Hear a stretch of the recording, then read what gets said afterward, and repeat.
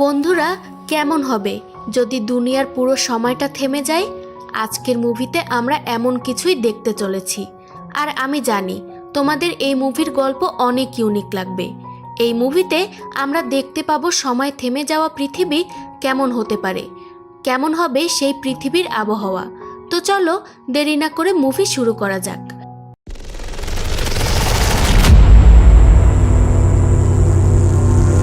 Movie শুরুতে আমরা দেখতে পাই কিছু বাচ্চা জঙ্গলের ভেতরে ঘুরতে গিয়ে হঠাৎ গায়েব হয়ে গেছে।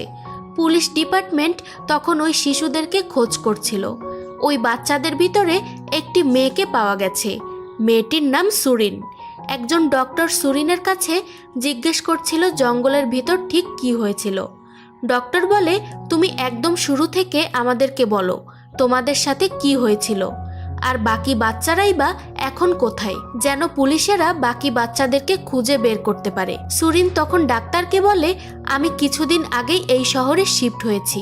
আমার মা একটা দুর্ঘটনায় মারা গেছে এবং আমার বাবাও আর বেঁচে নেই। আমি আমার সৎ বাবার কাছে এখন থাকি। আর সৎ বাবার নাম হলো থমাস, যে টানেল বানানোর কাজ করে। সুরিন তখন স্কুলে নতুন নতুন এসেছে, এই জন্য এখনো তার কোনো বন্ধু হয়নি। সুরিনের সবসময় মনে হতো এই পৃথিবীর বাইরেও হয়তো অন্য একটা দুনিয়া আছে যেখানে তার মা বেঁচে আছে। এজন্য সে টাইম ট্রাভেল এবং বারমুডা ট্রায়াঙ্গেল সম্পর্কে অনেক বিষয় পড়ত। একদিন যখন সে স্কুল থেকে বাড়ি ফিরছিল, তখন একটি অনাথ আশ্রমের বাইরে একটি ছেলেকে দেখতে পায়। তার নাম মাইক। সে তার সাথেই ওই স্কুলেই পড়তো। মাইক সুরিনের সাথে কথা বলার চেষ্টা করে। তখন সুরিন মাইককে জিজ্ঞেস করে, তুমি কি অনাথ? মাইক বলে, হ্যাঁ আমি অনাথ, কিন্তু তুমি এ কথা কেন জিজ্ঞেস করছো? সুরিন বলে, এমনি। এরপর সুরিন তার বাড়িতে ফিরে যায়। পরের দিন সকালে স্কুলের সমস্ত বাচ্চাদেরকে বলা হয় যে কাল টানেল ব্লাস্টের কাজ করা হবে, তাই কোনো বাচ্চা টানেলের ওই দিকে যাবে না। এখানে সুরিন এটা লক্ষ্য করে যে মাইক তার দিকে বারবার তাকাচ্ছিল, আর স্কুল থেকে বাড়ি ফেরার পথেও মাইক তার পিছু করেছিল। সুরিন তখন তাকে জিজ্ঞেস করে, তুমি এমন কেন করছো? মাইক তখন কিছুই বলে না। সুরিন আর মাইকের চিন্তা ভাবনা কিছুটা একে অপরের সাথে মিল ছিল, এই জন্য তারা একে অপরের সাথে অনেক গল্প করতে শুরু করে। আর এখন ওরা দুইজন বন্ধু হয়ে গেছে। সুরিন এবং মাইক আর তাদের সাথে কথা বলার জন্য জাদুবিদ্যা ব্যবহার করে কিছু একটা কাগজে লিখে ঘরের বাইরে চলে আসে। কিছুক্ষণ পর যখন সেই কাগজটি তারা চেক করে, তখন সেখানে কোনো উত্তর লেখা ছিল না, অর্থাৎ ওদের জাদুবিদ্যা কোনো কাজে লাগেনি। সুরিন ওই কাগজটাতে তার মায়ের সাথে দেখা করার উইশ লিখেছিল, আর মাইক লিখেছিল সে দ্রুত বড় হয়ে কোটিপতি হবে।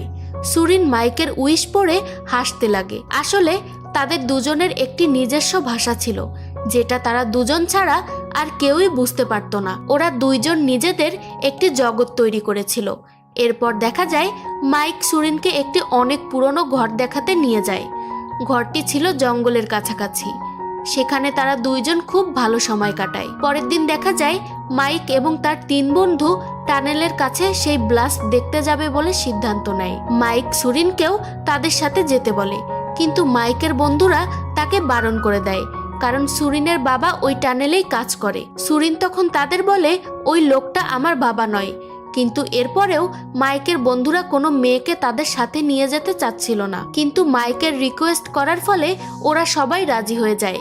যেতে যেতে একটি ছেলে ভয়ের কারণে কোনো একটা অজুহাত দেখিয়ে ওদের সাথে যাবে না বলে সেখান থেকে চলে যায়। এখন শুধু তারা চারজনই ওই দিকে যাওয়ার জন্য রওনা দিয়ে দেয়। সুরিন তখন তাদের ফটো তুলছিল, যেন তারা এই সময়টা কখনো ভুলে না যায়। কিছুক্ষণ পর তারা ওই টানেলের কাছে পৌঁছে যায়, কিন্তু তখনও ব্লাস্ট হয়নি। এজন্য তারা জঙ্গলের ভিতর ঘুরতে শুরু করে। তখনই একটি গাছের নিচে একটি গুহা দেখতে পায় তারা। গুহার ভেতরে কি আছে এটা দেখার জন্য তারা চারজন গুহার ভেতরে নামে। গুহার ভেতরে একটি ছোট্ট পুকুরের মতো ছিল। পুকুরের ভিতর একটি পাথরের মধ্যে অনেক আলো জ্বলছিল। এটা দেখে তারা সবাই মনে করে এই পাথরটি হয়তো অনেক দামি। এই জন্য মাইক সেই পুকুরের ভেতরে নেমে সেই পাথরটিকে নিয়ে আসে। পাথরটি নিয়ে আসার সাথে সাথেই গুহা অন্ধকার হয়ে যায়। এ কারণে তারা কোনো মতে সেই পাথরটি নিয়ে গুহার বাইরে বেরিয়ে আসে। তখন তাদের সবার মনে হচ্ছিল এটা হয়তো কোনো পশু পাখির ডিম। মাইকের বন্ধু শন বলে এটা হয়তো কোনো জাদুর ডিম হবে। আমার নানা আমাকে বলেছিল এই জঙ্গলের ভিতর একটি গুহার মধ্যে জাদুর ডিম রয়েছে। এই ডিমটি শুধু পূর্ণিমার দিনেই দেখা যায়, আর আজ চাঁদ পুরোপুরি আকাশে দেখা যাচ্ছে। এর অর্থ আমার নানা আমাকে ঠিকই বলেছিল। এটা শুনে বেন বলে, তোমার নানা একটা পাগল, এমন কিছু হতেই পারে না। সুরিন তখন তাকে জিজ্ঞেস করে এই ডিম দিয়ে কি হবে। সন তখন বলে, আমার নানা আমাকে বলেছিল এই ডিমের সাহায্যে মানুষ যুবক হয়ে যায় আর যুবক লোক বুড়া হয়ে যায়, কিন্তু এটা কিভাবে হয় সেটা আমি জানি না। এমন সময় সুরিন নোটিস করে তার হেয়ার ব্যান্ড গুহার ভেতরে পড়ে গেছে। হেয়ার ব্যান্ডটি সুরিনের অনেক প্রিয় ছিল, কারণ হেয়ার ব্যান্ডটি তার মা তাকে দিয়েছিল। তাই সে গুহার মধ্যে নেমে তার হেয়ার ব্যান্ডটি আনতে যায়। সে যখন তার হেয়ার ব্যান্ড নিয়ে বাইরে আসতে লাগে তখন অনেক জোরে ভূমিকম্প হয়। এটা হয়তো টানেলের ব্লাস্টের কারণে হয়েছে। সুরিন কোনো মতে তখন গুহা থেকে বাইরে বেরিয়ে আসে, কিন্তু তখন বাইরে কেউ ছিল না এবং সেই ডিমটি সেখানে ভাঙা অবস্থাতেই ছিল। তখন তার মনে হয় তার বন্ধুরা হয়তো তাকে ফেলেই এখান থেকে চলে গেছে। সুরিনের ঘরে ফিরে যাওয়ার রাস্তা চেনা ছিল না, এজন্য সে সারা রাত জঙ্গলের ভিতর কান্না করতে করতে জঙ্গল থেকে বের হওয়ার চেষ্টা করছিল। পরের দিন দেখা যায় ওই 4 বাচ্চাদের মধ্যে কেউই ঘরে ফিরে যায়নি। ওই 5 জন বন্ধুর মধ্যে যে ভয়ে ভয়ে প্রথমেই ঘরে ফিরে গেছিল সে জানায় তারা সবাই জঙ্গলে যেতে চেয়েছিল। এজন্য পুলিশ জঙ্গলের ভিতর বাচ্চাদেরকে খুঁজতে শুরু করে। খুঁজতে খুঁজতে কিছু সময় পর তারা সুরিনকে খুঁজে পায় অজ্ঞান অবস্থায়। বাকি বাচ্চার পরিবাররা সবাই অনেক দুশ্চিন্তায় ছিল। এই কেসটির তদন্তে ছিল অফিসার কিম। অফিসার কিম সুরিনের জ্ঞান ফেরার পর তাকে বাকি বাচ্চাদের সম্বন্ধে জিজ্ঞাসাবাদ শুরু করে। সুরিনের সাথে গতকাল কি হয়েছিল সেই সব কথা সে কিমকে জানায়। কিছুক্ষণ পর সুরিন তাদের সবাইকে নিয়ে ওই জায়গায় যায় যেখানে ওই গুহাটা ছিল, কিন্তু এখন ওই জায়গাটা একদম বদলে গেছিল। সেখানে কোনো গুহা ছিল না। তখন বাকি বাচ্চার পরিবাররা সবাই মিলে সুরিনকেই দোষারোপ করতে শুরু করে। তারা সবাই মনে করে হয়তো সুরিনই কিছু করেছে। তখনই একজন অফিসারের কাছে ফোন আসে। তখন সে জানতে পারে একটি বাচ্চার ডেড বডি পাওয়া গেছে, অর্থাৎ ওই বন্ধুদের মধ্যে একজন মারা গেছে। তার নাম ছিল বেন। পুলিশের মনে হচ্ছিল এটা হয়তো কোনো কিডন্যাপারের কাজ, কিন্তু এটা সঠিক নয়। পরের দিন সুরিনের মনে হয় হয়তো মাইক এখানে এসেছিল। ঠিক তখনই সে জঙ্গলের ভিতর কাউকে ছুটে যেতে দেখতে পায়। সুরিনের মনে হয় এটা হয়তো মাইক, এজন্য সে তার পিছু করে। জঙ্গলের ভিতর সে একটি লোককে দেখতে পায়। তাকে দেখে কিডন্যাপারের মতোই মনে হচ্ছিল, কিন্তু সে সুরিনের নাম নিয়ে বলে যে সে মাইক। কিন্তু সুরিন এটা বিশ্বাস করে না এবং সেই লোকটিকে ভয় পেয়ে সুরিন সেখান থেকে দৌড়ে পালায়। তখনই সুরিনের বাবা সেখানে চলে আসে। তখন সুরিন তাকে বলে ওই কিডন্যাপার আমাকে এখান থেকে নিয়ে যেতে এসেছিল। পুলিশ তৎক্ষণাৎ জঙ্গলে এসে সেই কিডন্যাপারকে খুঁজতে থাকে। জঙ্গলের ভিতর পুলিশরা একটি ডায়েরি খুঁজে পায়। পুলিশ মনে করে এই ডায়েরিটা হয়তো সুরিনের। তখন পুলিশ ডায়েরিটা সুরিনকে দিয়ে দেয়। সুরিন ডায়েরিটা দেখে বুঝতে পারে এটা মাইকের ডায়েরি। সে তখন ওই ডায়েরিটা পড়তে শুরু করে। তখন আমাদের সেই দৃশ্য দেখানো হয় যখন সুরিন তার হেয়ার ব্যান্ড আনতে গুহার ভেতরে গেছিল।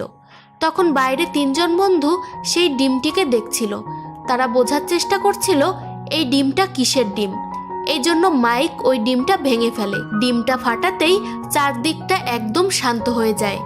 মাইক সুরিনকে ফিরিয়ে আনতে গুহার ভেতরে নামে। গুহার আশেপাশে এবং সুরিন একদম স্থির হয়ে দাঁড়িয়ে রয়েছে। এমন মনে হচ্ছিল সময় থেমে গেছে। বাইরে আসার পর সে দেখে পুরো দুনিয়ার সময় থেমে গেছে। কেবলমাত্র ওই 3 জন বন্ধুই নড়াচড়া করতে পারছিল। বাকি সব কিছুই নিজের জায়গায় স্থির হয়েছিল। এই বিষয়গুলো জানার পর ওরা 3 জন খুব খুশি হয়ে যায়, কারণ তারা এখন যা চায় সেটা করতে পারবে। তাদেরকে থামানোর কোনো লোক নেই। আর এখানে না তো দিন হবে না তো রাত। আর এমন অবস্থা কত সময় পর্যন্ত চলবে সেটা তাদের কারোরই জানা ছিল না। ওই 3 জন কিছু সময় তো খুব মজা করে, কিন্তু কিছু ঘন্টা পর তারা সবাই অনেক বোরিং ফিল করে। এখানে আমরা জানতে পারি বেনের শ্বাসকষ্টের প্রবলেম ছিল, তাই তার নিঃশ্বাস নিতে অসুবিধা হচ্ছিল। এবং কিছু সময় পর বেন বাকি সবার মতো স্থির হয়ে যায়, অর্থাৎ বেন মারা গেছে। এটা দেখার পর সন অনেক কান্নাকাটি করে। তারপর শন এবং মাইক একটি গর্ত করে বেনকে সেখানে রেখে দেয়। এরপর ধীরে ধীরে সময় চলে যায় এবং ওরা দুইজন বড় হয়ে যায়, অর্থাৎ এখন 10-12 বছর পার হয়ে গেছে। এখনো পুরো দুনিয়া থমকে আছে। মাইকের তখন মনে পড়ে বেনের নানা বলেছিল যখন তারা বড় হয়ে যাবে তখন আবার সব নর্মাল হয়ে যাবে, আর এখন ওরা দুইজন বড় হয়ে গেছে, এর মানে জলদি সবকিছু ঠিক হয়ে যাবে। এটা জানার পর মাইক এবং শন খুব খুশি হয়ে যায়। কিন্তু সময় পার হওয়ার পরও কোনো কিছু নর্মাল হয় না। মাইক এই জীবনে খুব বোর হচ্ছিল, এজন্য সে মানসিক কন্ট্রোল হারিয়ে জোরে জোরে কান্না করতে শুরু করে। শন তাকে এভাবে জোরে জোরে কান্না করতে দেখে সে বুঝে যায় যে কোনো কিছুই আগের মতো নর্মাল হবে না, আর খুব তাড়াতাড়ি আমরা পাগল হয়ে যাব। এরপর একদিন মাইক যখন শুয়েছিল তখন সে দেখতে পায় আকাশের চাঁদ তার আকার পরিবর্তন করছে। এই কথা বলতে সে শনকে খুঁজতে যায়, কিন্তু শনকে সে কোথাও দেখতে পাচ্ছিল না। খুঁজতে খুঁজতে শেষে সমুদ্রের কিনারে পৌঁছে যায়। তখন সে দেখতে পায় শন পানিতে নেমে তার জীবন দিয়ে দিয়েছে। মাইক তখন এসব কিছুর জন্য নিজেকেই দায়ী করছিল, কারণ সে ওই ডিমটা ভেঙেছিল। এখন মাইকেরও এই জীবন আর সহ্য হচ্ছিল না, এই জন্য সেও পানিতে ঝাঁপ দেয়। কিন্তু কিছুক্ষণ পর দেখা যায় সমুদ্রের পানি নড়তে শুরু করে। কিছুক্ষণ পর যখন মাইকের জ্ঞান ফিরে আসে তখন সে একসাথে অনেক কিছুর আওয়াজ শুনতে পায়, অর্থাৎ সময় আগের মতো নর্মাল হয়ে গেছে। এই সব কিছু সুরিন ডায়েরিতে পড়ছিল। ডায়েরিটি পড়ার পর সুরিনের বিশ্বাস হয়ে যায় যে জঙ্গলের ভিতর যে লোকের সাথে তার দেখা হয়েছিল সেই লোকটি আর কেউই না, সে হচ্ছে মাইক। এজন্য সুরিন মাইকের সাথে দেখা করতে সেই পুরনো বাড়িতে চলে যায় যেখানে তারা অনেক সুন্দর সময় কাটাতো। সেখানে গিয়ে সে মাইককে দেখতে পায়। মাইক ওই ঘরের ভেতরেই ছিল। সুরিন তখন তার ডায়েরিটি ফেরত দিয়ে দেয়, আর সেখানে তারা দুজনই খুব কান্না করে। অন্যদিকে পুলিশ মাইককে কিডন্যাপার মনে করে ধরার চেষ্টা করতে থাকে। এদিকে দেখা যায় সুরিন মাইককে মানসিক সাপোর্ট দেওয়ার জন্য তার সাথে ঘুরতে থাকে, যাতে করে সে আবার আগের মতো নর্মাল স্বাভাবিক হয়। কারণ এত বছর সময় থেমে যাওয়া একটা পৃথিবীতে বেঁচে থাকা এবং হঠাৎ করে আবার আগের পৃথিবীতে ফিরে আসা, এটা অনেক কষ্টকর ছিল। এরপর দেখা যায় সুরিন মাইকের বাড়িতে তার প্রয়োজনীয় সকল জিনিসপত্র এনে দেয় এবং সে বেশিরভাগ সময় মাইকের সাথেই কাটায়। সুরিন একদিন তার বন্ধুকে বলে মাইক এখনো বেঁচে আছে এবং সে তোমার সাথে দেখা করতে চায়, কিন্তু সে সুরিনের কোনো কথাই শোনে না এবং সে যেতে রাজি হয় না। এই কথা ওই ছেলেটি তার মা বাবাকে বলে দেয়। এর ফলে সকল হারিয়ে যাওয়া বাচ্চার মা বাবা সুরিনের বাবার উপরে অনেক রেগে যায়। এইসব হওয়ার পর সুরিনের বাবা তাকে একটি ঘরে লক করে দেয়। অন্যদিকে দেখা যায় মাইক তার এতিমখানায় এসে সেখানকার একজন মহিলাকে সব ঘটনা খুলে বলে, কিন্তু সেও তার এইসব কথা বিশ্বাস করছিল না।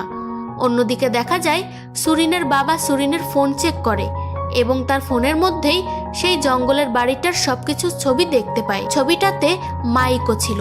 মাইক অনাথ আশ্রম থেকে বেরিয়ে সোজা সুরিনের সাথে দেখা করতে আসে। সুরিন তখন তাকে জড়িয়ে ধরে অনেক কান্না করতে থাকে এবং বলে আমার কথা কেউ বিশ্বাস করছে না। এরপর তারা দুজন সেখান থেকে পালিয়ে শহরের বাইরে একটি জায়গায় এসে বসে। সুরিন তখন বলে চলো আমরা দুইজন আবারও ওই গুহার মধ্যে যাই এবং সেখান থেকে ওই ডিম এনে সবাইকে দেখাই, তাহলে সবাই আমাদের উপর বিশ্বাস করবে। মাইক সুরিনের উপর চিৎকার করে বলে আমি প্রথমেই আমার বন্ধুদেরকে হারিয়েছি, আর এখন আমি আর কাউকে হারাতে চাই না। তখন তারা সিদ্ধান্ত নেয় তারা দুইজন এই শহর ছেড়ে কোথাও দূরে চলে যাবে, সেখানে ওদের কেউ চিনবে না। মাইক আর সুরিন জঙ্গলের ওই ঘরের মধ্য থেকে তাদের প্রয়োজনীয় জিনিসপত্র এবং টাকা পয়সা নিয়ে চলে যেতেই যাচ্ছিল, ঠিক তখনই সুরিনের বাবা সেখানে এসে মাইককে মেরে সুরিনকে সেখান থেকে নিয়ে যেতে থাকে। তারপর সেখানে মাইক সুরিনের বাবাকে ধাক্কা দিয়ে ফেলে দেয় এবং সুরিনকে নিয়ে সেখান থেকে চলে যায়। এখন তারা দুইজন শহর ছেড়ে চলে যাচ্ছিল, কিন্তু পুলিশ তাদের দুজনকে খুঁজছিল। টিভিতে তাদের ছবি প্রকাশ করে খবর করা হচ্ছিল। কিছুক্ষণ পর পুলিশ তাদের দুজনকে দেখে ফেলে এবং তাদের ধরার জন্য তাদের পিছু করতে থাকে। পুলিশদের হাত থেকে বাঁচা তাদের পক্ষে অসম্ভব ছিল। তখন সুরিন বলে আমরা ওই গুহার কাছেই দেখা করব, আমি পুলিশের হাতে ধরা দেই আর তুমি পালিয়ে যাও। তখন সুরিনের কথা মতো মাইক পালিয়ে যায় এবং রাত হলে পুলিশদের চোখে ধোকা দিয়ে সুরিন সেখান থেকে পালিয়ে যায়। সেদিন রাতে দেখা যায় পূর্ণিমার চাঁদ ছিল। সুরিন তখন সেই গুহার ভেতরে গিয়ে আবারও সেই ডিম বের করে নিয়ে আসে। সুরিনের পিছু করতে করতে পুলিশও সেখানে চলে আসে, সেখানে মাইকও চলে আসে। সুরিন তখন মাইককে বলে, আমরা সবার সামনে এই ডিমটিকে ভেঙে ফেলবো, যাতে করে সবাই আমাদের উপর বিশ্বাস করে। কিন্তু মাইক এটা চাচ্ছিল না। মাইক সুরিনকে বলে, পুলিশ আমাকে কিডন্যাপার ভাবছে, তাদের মনে হয় আমি সবাইকে মেরে ফেলেছি, এজন্য আমি নিজেই পুলিশের কাছে আত্মসমর্পণ করব এবং তোমাকে এইসব কিছু করতে হবে না। তখন সেখানে পুলিশের লোকরাও পৌঁছে যায়। তখন তারা মাইকের উপর গান পয়েন্ট করে সুরিনকে তাদের কাছে দিয়ে দিতে বলে। সুরিন তখন কান্না করতে করতে পুলিশদেরকে বলে, তোমরা ওকে মেরো না, প্লিজ তোমরা আমাদেরকে বিশ্বাস করো। তখনই এক অফিসার মাইককে পেছন দিক দিয়ে ধরে ফেলে। হাতাহাতির এক পর্যায়ে সুরিন একটি পাহাড় থেকে নিচে পড়ে ঝুলে থাকে। সুরিনকে বাঁচাতে গিয়ে একটি অফিসারও সেখানে ঝুলে যায়। মাইক তখন তাদেরকে বাঁচাতে পাহাড় থেকে নিচে নামতে থাকে, কিন্তু সে তাদের পর্যন্ত পৌঁছাতে পারে না।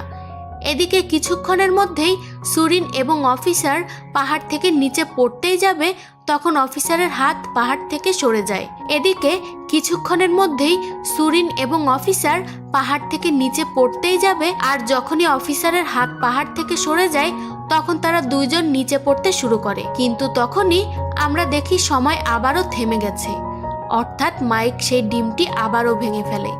সুরিনের যখন জ্ঞান ফিরে আসে তখন সে দেখে সে আর সেই অফিসার সম্পূর্ণভাবে সুস্থভাবে একটি সমুদ্রের কিনারে পড়ে রয়েছে। আর দৃশ্য এখানেই চেঞ্জ হয়, আর আমরা বর্তমানে দেখি সুরিন সেই লেডি ডক্টরকে এইসব কথা বলছিল। সেই ডক্টর সুরিনকে বলছিল, তোমার কাহিনী সত্যি অনেক সুন্দর, এই গল্পে কতটা সত্যি আছে সেটা শুধুমাত্র তুমি জানো। সুরিন বলে, আমি জানি আমার কথায় কেউ বিশ্বাস করবে না। এরপর দেখা যায় সুরিনের বাবা সুরিনকে শহর থেকে দূরে কোথাও নিয়ে যাচ্ছিল, যেন তার শরীর স্বাস্থ্য আবার আগের মতো ঠিক হয়ে যায়। আসলে তার বাবা তার নিজের জন্মদাতা বাবা না হলেও সে তাকে অনেক ভালোবাসে। তখন একটি জাহাজের ভিতর একজন লোককে দেখা যায়, লোকটিকে মাইকের মতোই দেখাচ্ছিল। সুরিন তখন সেই লোকটির পিছু করতে করতে দৌড়ে যায়, আর সেখানে সত্যিই মাইক ছিল, যার বয়স অনেকটা বেড়ে গেছিল। অর্থাৎ মাইক সুরিনকে বাঁচানোর জন্য ওই ডিমটি আবার ভেঙেছিল, যার কারণে সময় থেমে গেছিল, আর মাইক আবারও কিছু বছর একাই কাটিয়েছে। তখন তারা দুজন দুজনকে দেখে খুব ইমোশনাল হয়ে যায়, আর এর সাথেই মুভি এখানেই শেষ হয়ে যায়। তো আজকের ভিডিওটি এই পর্যন্তই। যদি ভালো লেগে থাকে তাহলে অবশ্যই একটি সাবস্ক্রাইব করে দিও, আর বন্ধুদের সাথে শেয়ার করে দিও। ফিরে আসবো পরবর্তীতে কোনো রোমাঞ্চকর ভিডিও নিয়ে। ততক্ষণ ভালো থাকো, সুস্থ থাকো। ধন্যবাদ।